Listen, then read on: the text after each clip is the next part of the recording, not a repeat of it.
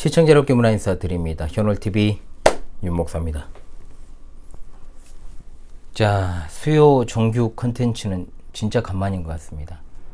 이번 주부터 사도신경을 해설합니다. 그동안 이제 특강을 하거나 수요일은 그렇게 대체를 해왔습니다만은 예수님께서 가르치신 기도, 애가 기도를 해설한 이후로 정규 컨텐츠는 참 오랜만이다. 그리고 사도신경 해설을 사실은 일찍 하려고 했는데 7, 8월 달 이제 여름 사역이 겹치면서 제가 이제 하지 못하고 이제 가을 학기부터 해야 되겠다라는 생각을 했는데 이렇게 시작을 하게 되었습니다. 아무쪼록 여러분들에게 조금이나마 정말로 개미 눈물만큼이라도 항상 드린 말씀이죠. 유익이 되길 바라옵습니다. 우리 어린이들이나 새신자 길라잡이 수업 내용과 같이 정말 간단하게 해설할 수도 있습니다. 그럼 10분 안짜리 끝낼 수도 있습니다. 그러나 본 방송은 이미 성도된 시청자 성도들께 유익을 주는 것이 목적이기 때문에 과거에 제가 본 교회가 설립되기 전부터 제네바 학당 2009년부터 제가 시작을 했기 때문에요. 제네바 학당에서 가르친 이래 물론 이제 정확하게 공부를 한 거 2008년도부터 공부를 했습니다. 그 전이죠. 사실은 더 오래됐는데 정식적으로 제네바 학당 이름으로 출범을 한 것은 2009년이니까요. 어찌되었든 간에 정말로 오랜만에 사도신경을 해설하게 되었습니다. 제가 2011년에 사도신경 해설을 했습니다. 11년 만에 이제 하는 것인데 본 방송을 통해서 이제 또 해설을 하게 되는 겁니다. 굉장히 긴 과정이 될 겁니다, 여러분. 이것은 아마도 개혁파신앙 길라잡이 에베론보다 훨씬 길 거예요. 자, 가급적 제가 핵심적 요목을 전달하되 너무 같은 주제를 장황하게 다루지 않도록 그렇게 진행을 하겠습니다.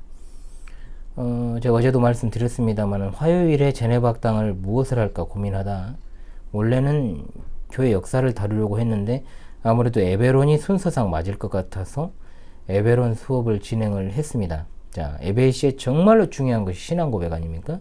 이 사도신경을 여러분들이 공부를 하면서 우리 개혁파 신앙의 핵심이 왜 사도신경인지를 알게 되시리라고 생각을 합니다. 자, 그럼 수업을 본격적으로 시작하도록 하겠습니다. 자, 그렇다면 우리가 사도신경에서 신경이란 뭐냐? 신경은 라틴어의 크레도입니다. 크레도란 말은 나는 믿습니다 입니다. 따라서 신경은 1인칭입니다. 즉 1인칭 단수로 시작되는 신앙 고백입니다. 우리말로 신경 또는 신조는 같은 말입니다. 신경은 종교의 신앙을 고백하는 교리의 선언이자 사도들이 기독교의 근본 교리들을 진술한 신앙 고백서라고 말할 수 있습니다. 사도신조를 비롯한 사도신경을 비롯한 예수님의 제자들이 만들었다라고 하는 기록들은 초대교회 교부 암브로스를 비롯한 여러 교부들의 문헌에서 발견되고 사도신경의 가장 오래된 형태라고 할 수 있는 히폴리투스의 문답식 신경은 오늘날의 사도신경과 거의 같습니다. 히폴리투스의 문답식 신경은 처음에 세례 문답에 사용한 것입니다. 그래서 일명 세례신경이라고도 불렸지요. 이에 따른 결론은 사도신경이 초대교회로부터 사용되었던 기독교 교리의 핵심을 요약한 고백문이라는 것, 이것에는 이견이 없습니다. 일부 신학자와 목사들 중에 사도신경이 로마 가톨릭이 만든 것이다 오해하는데 이것은 전혀 로마 가톨릭의 역사적 기원을 모르는 사람들의 주장일 뿐이죠. 따라서 우리가 사도신경으로 우리의 신앙을 고백한다라는 말은 사도들에 의해 계승된 근본 교리들을 그대로 믿고 따른다라는 뜻입니다. 즉 삼위일체 하나님께 대한 신앙 고백인 것이죠. 자, 그런데 사도신경에 대한 현대 교회들의 태도가 어떠한가 잠깐 살피겠습니다. 이미 한참 전부터요. 한국 교회에 사도신경을 주일 예배 시, 공예배 시에 이제 고백하지 않는 교회들이 많이 늘었습니다. 보통 사도신경을 초창기 때는 고백하지 않는 교회들의 면면을 보면 자유주의적인 어떤 색채를 가진 교회들이 많았습니다만 이미 아주 오래전부터 보수교회로 간판을 걸고 있으면서도 오순절주의, 신복음주의, 신사도운동에 영향을 받은 어떤 혼합주의가 침투한 교회는 주로 사도신경을 고백하지 않거나 심지어 사도신경의 무용론을 주장하는 일도 있습니다. 물론 사도신경의 의미에 주안점을 두지 않고 내용을 주안점을 두지 않고 단순하게 암송만 하는 것은 지양되어야 되죠. 당연히 그건 잘못된 거죠. 하지만 기독교 2000년 역사를 통해 고백되어 온 사도들에 의한 순수한 근본 교리가 공적 예배 시에 고백되지 않는다? 굉장히 심각한 일이라고 할 수 있으며, 이런 상황일수록 바른 신앙을 가진 교회들은 더욱더 사도신경을 고백하는 것뿐 아니라 성도들에게 사도신경을 해설해야 할 의무가 있다는 것이죠. 자, 신경의 필요성을 보겠습니다. 신경은 신앙을 정의하기 위해서, 그러니까 우리의 신앙과 행위의 표준들이 되는 교리를 제공하기 위해서, 그리스도교의 복음 진리를 전파하고 교훈하기 위해서, 온갖 이단 사조들을 방지하기 위해서, 그리고 공적인 신앙 고백을 위해서 반드시 필요한 것입니다. 반드시 필요한 것이지 있어도 되고 없어도 되는 게 아니라는 거죠. 그렇다면 사도신경은 언제 제정이 된 것이냐? 자, 주후 150년에서 175년여간에 제정된 것으로 보입니다. 그러나 최초의 신경 가운데는 좀 다른 것이 있고요. 현재의 신경이 7세기 혹은 9세기경에 제정되었다고는 하지만 확실한 시기를 우리가 아는 것은 어렵습니다. 사도신경은 분명한 것은 초대교회 당시에 세례를 베풀 때의 신앙 고백으로 사용되었다는 것과 핍박당하던 성도들이 피난 생활 도중에도 신앙의 표준으로 사용하기 위해 제정되었다는 것은 분명한 사실입니다. 역사성을 가지고 있는 것이죠. 자, 그렇다면 이제 본론으로 좀 들어가도록 하겠습니다. 자, 1부에서는 하나님은 어떤 분이신가를 다루겠습니다. 1장에서 4장의 내용인데, 그렇다면 1장은 어떤 내용인가 하면 삼위일체 하나님께 대한 신앙과 고백입니다. 자, 사도신경의 구조를 알고 우리가 사도신경을 공부하는 것이 굉장히 중요합니다. 일단 사도신경은 세 가지 구조로 되어 있습니다. 성부와 창조에 대한 부분, 성자와 구원에 대한 부분, 그리고 성령님과 성화에 대한 부분입니다. 즉 사도신경은 삼위일체적 구조를 가지고 있다. 이것은 하이델베르크 요리문답의 작성자들이, 우리 신앙의 선배들이 사도신경을 참 바르게 잘 설명을 하고 있음을 알게 됩니다. 하이델베르크 요리문답 25문답은 바로 이 삼위일체 하나님에 대한 질문과 대답입니다. 질문이 이렇습니다. 하나님은 오직 한 분이라면서 왜 셋, 즉 성부, 성자, 성령을 말합니까? 하고 묻고 거기에 대해서 다음과 같은 답이 주어져 있습니다. 하나님께서 말씀으로 자신을 그렇게 계시하셨기 때문입니다. 이렇게 구별되는 삼위들이 하나의 참되고 영원하신 하나님이십니다. 아멘. 자, 참되고 영원하신 한 하나님에 대해서 우리가 살핍시다. 신구약 성경 66권을 통해 하나님께서는 자기 자신께서 어떤 분이신지를 계속해서 계시해 오셨습니다. 일반적으로 이것을 신학에서 계시의 점진성이다라고 이야기하지만 이 표현은 좀 그릇된 표현입니다. 정확하게는 계시의 영속성이라고 부르는 것이 맞습니다. 구약 성경에서는 특히 하나님께서 한 분의 유일하신 하나님이심을 강조합니다. 다신교적 풍습이 강한 고대 근동의 상황 속에서 하나님의 유일하심을 강조하는 일은 굉장히 필수적인 일이었기 때문이죠. 신명기 6장 4절은 대표적인 말씀입니다. 이스라엘아 들으라, 우리 하나님 여호와는 오직 하나인 여호와시니 라고 했습니다. 이 구절은 분명 하나님의 하나 되심을 강조합니다. 가르칩니다. 하나님이 한 분이시라는 그 진리는 신약 성경에도 동일합니다. 디모데전서 6장 15절로 16절에 하나님은 복되시며 홀로 한 분이신 능하신 자이며 만왕의 왕이시며 만주의 주시오 오직 그에게만 죽지 아니함이 있고 가까이 가지 못할 빛에 거하시고 아무 사람도 보지 못하였고 또 볼 수 없는 자신이 그에게 존귀와 영원한 능력을 돌릴지어다. 아멘. 다른 어떤 것보다 이 말씀 속에 하나님이 홀로 한 분이신 하나님으로서 이 세상을 주관하고 다스리시는 분이심을 잊어서는 안 된다. 자, 이것을 우리에게 분명히 보여주고 계시죠. 자, 삼위 하나님에 대한 계시. 하지만 신약 성경에서는 이 한 분이신 하나님이 아주 독특한 방식으로 존재하신다라는 것을 분명히 알게 됩니다. 일반적으로 사람의 경우에는 한 사람을 가리킬 때 그에게 하나의 인격이 있다라고 말합니다. 다중인격을 이야기하는데 다중인격은 없습니다. 이처럼 한 인격은 곧 한 사람입니다. 하지만 신약 성경의 계시에 비춰서 보면 하나님께서는 이와는 다른 방식으로 존재하십니다. 즉 하나님께서는 한 분이시지만 그 한 하나님이 세 위격으로 존재하신다는 사실입니다. 즉 하나님의 본질은 하나지만 그 본질이 구현되어 있는 위격은 셋이라는 뜻이죠. 신약 성경에서 이 삼위 하나님께서 어떻게 계시되었는지를 우리가 살펴볼 필요가 있습니다. 첫 번째, 신약 성경에서 우리는 예수 그리스도를 만나게 됩니다.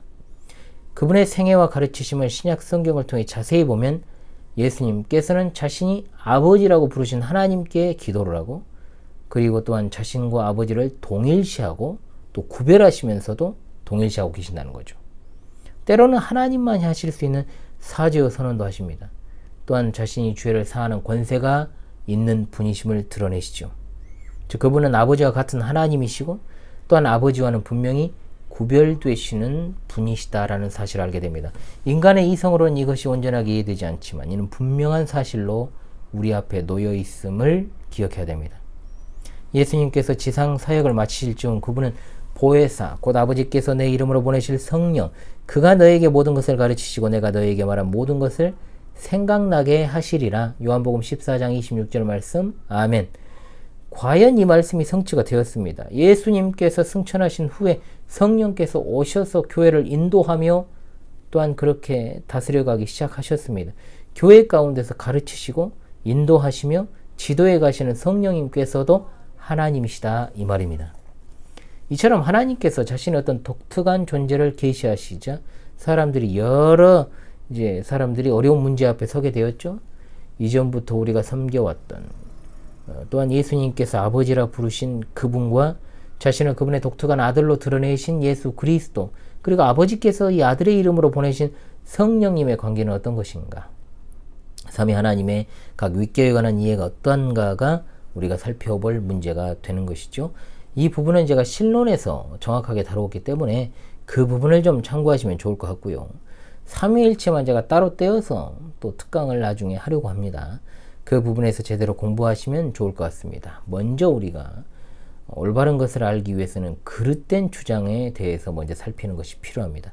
삼위 하나님에 대한 잘못된 이해 몇 가지를 소개합니다. 먼저 삼신론적 이해가 있습니다.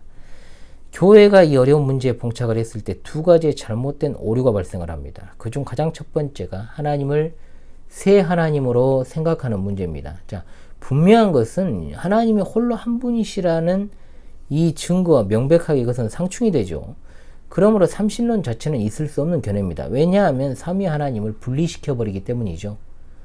물론 현재 명백하게 세 분의 하나님을 주장하는 명백한 형태는 없지만 그와 근접하는 오해가 있는데 성부 하나님과 하나님만이 온전한 하나님이시고 성자는 그 다음이고 성령은 그 다음에 열등한 하나님으로 말하는 이들이 많습니다. 그러니까 이런 생각 자체는 이미 초대교회에서 정죄되었던 이단 사상이죠. 즉 삼신론은 단순하게 세 위격 사이를 분리시키는 것뿐만 아니라 세 위격이 서로 간에 종속적이고 차등이 있는 존재로 인식하게 한다는 게 핵심입니다. 성부가 가장 위에 있고 그 다음이 성자고 그 다음이 성령이시라는 식의 이해가 바로 삼신론이라는 거죠. 자, 명백한 이단입니다. 위격에 있어 세 하나님 맞잖아요. 그렇기 때문에 이것을 여러분들이 오해하면 안 되겠습니다. 그리고 아리우스주의입니다. 단일신론이라고도 불리죠. 자주 말씀을 드렸던 인물이고 제가 영어 정의에서도 아리우스주의를 이야기했습니다.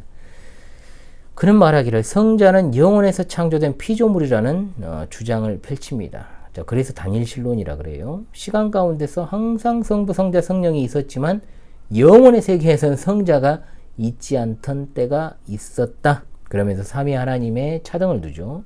성자는 성부보다 못한 존재, 즉 하나님으로 본래적 하나님은 아니지만 하나님으로 받아들여진 존재다라는 주장을 했습니다. 이에 따라서 성령 하나님의 지위는 더 아래로 내려갔으면 말할 것도 없습니다. 이런 생각에 의하면 성부, 성자, 성령 하나님은 각각 따로 계시는 삼신론적 이해인과 동시에 성부만이 온전하신 하나님이시고 성자와 성령은 부차적인 하나님이 되어버리고 마는 것이죠. 그리고 군주론과 양태론입니다. 자, 이와는 반대로 성부, 성자, 성령 하나님의 동등하심과 하나이심을 지나치게 강조하다가 이제 오류에 빠지는 사상이 있습니다. 그 가운데서 이제 역동적 군주론이라는 것이 있습니다. 이 사상은 예수님을 그저 사람으로 보고 성령님을 신적인 영향력으로 봤죠.